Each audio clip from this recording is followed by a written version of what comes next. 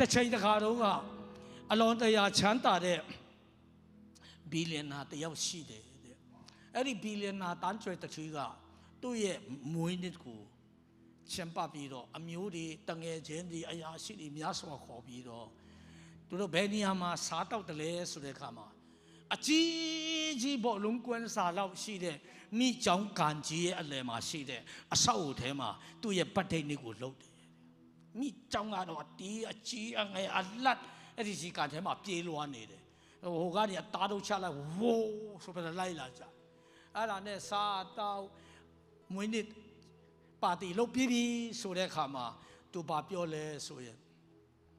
ကဲငါတခုပြောချင်တယ်ပရိသတ်များအားလုံးဒီနေ့ငါရဲ့ပါတီပွဲမှာ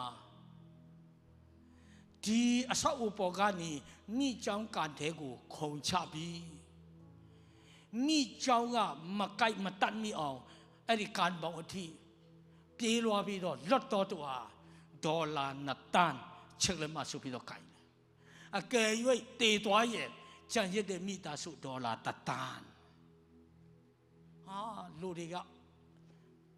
စိတ်ကြီးတော်တော်လှုပ်ရှားကြတယ်ဘယ်သူများခုံစင်းမလဲဟာကြည့်ကြတယ်ခုံစင်းရတဲ့လူရှိမှာမဟုတ်ဘူးဆိုပြီးအားလုံးကလည်းအဲ့လိုပဲခံစားကြတယ်တယောက်နဲ့တယောက်ကြည့်ကြတယ်မိချောင်းနဲ့ကြည့်တယောက်နဲ့တယောက်ကြည့်အဲ့ဒီချိန်မှာ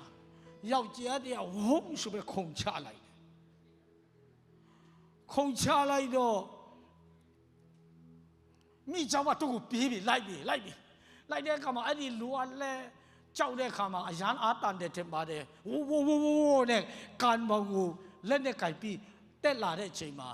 မိချောင်းတကောင်ကသူ့ရဲ့နှာခေါင်းနဲ့သူ့ခြေထောက်တော့တစ်ချက်လေးတော့ထိတယ်တဲ့မလေးဆိုပြီးတော့ကန်မောင်ပေါ်ကိုတက်ပြီးတော့ဖြစ်နေတဲ့အချိန်မှာတထေးကြီးကချက်ချင်းပြေးလာပြီးတော့သူ့ကိုဒေါ်လာ2 တန်းချက်လက်မှပေးလိုက်တယ်ဘာပဲဖြစ်ဖြစ်တော့လွတ်တယ်ဆိုတော့သူကလည်းဂတိဆိုတော့ယူလိုက်တယ်ယူပြီးတဲ့အခါသူဘာပြောလဲပရိသတ်ကိုချစ်ပြီးတော့ဒေါသကြီးဆိုတယ်ငါ့ကိုဘယ်သူကတွန်းချတယ်လေတဲ့တွန်းချတယ်လို့ဘယ်သူလဲဆိုအရင်စိတ်ဆိုးတယ်တဲ့ငါတဲ့တွန်းချတယ်လို့မရှိရင်သူဒီထဲမှာခုံစင်းမှာမဟုတ်ဘူးဒီနေ့လေတင်းအလူလူနဲ့ဘယ်တော့ကမှဒီဆွေးစရာကောင်းတဲ့နယ်ပယ်ကိုတော့ယူမှာမဟုတ်ဘူးအကြောင်းတစ်ခုခုကတင်းကိုတွန်းချလိမ့်မယ်မပူနဲ့ဟာလေလုယာဒီအရာတွေတဲ့အတွက်အကျိုးကျေးဇူးမိန်ကလာဖြစ်စီလိမ့်မယ်အာမင်တော့တာရန်ချက်ဘယ်သူလဲမြန်ပြောငါ့ကိုမိချောင်းအစာဖြစ်အောင်တွန်းချတယ်လို့ဘယ်သူလဲငါကကန်ကောင်းလို့တာလွတ်တာအရတ်တော့အဲ့ဒီဒေါ်လာ2 တန်းတောင်မှအဝန်းမတာနိုင်ဘူးကြိုင်တော့ကြိုင်တယ်မပြစ်ထားဘူးအသက်ရှင်ပြီးမှတော့နှမျောတာပေါ့ဘယ်သူလဲပြောဆိုတဲ့ခါမှာအမျိုးသမီးတယောက်ကတောင်းမြင်ဖဏတ်လေးနဲ့အိတ်ကလေးကြိုင်ပြီးတော့ဆင်းလာပြီးတော့သူ့ကနားလာပြီးတော့အဲ့ဒီလက်မကိုကဲငါသိမ်းမယ်ဆိုပြီးယူလိုက်တယ်ဆိုအဲ့ဒါပဲသူလည်းကြည့်လိုက်တယ်သူ့မိန်းမအဖြစ်နေတယ်ဘာကြောက်လဲဆိုသူ့မိန်းမကဒေါ်လာ2 တန်းလိုချင်လို့ဖေပါပဲယူပါစီဆိုတော့လိုက်တာပြီအဲ့ဒီတော့ယောက်ျားဒီတောင်မှမိန်းမရဲ့အကူအညီမရှိရင်ဘာမှမဖြစ်နိုင်တဲ့ပိုင်းတွေများစွာရှိ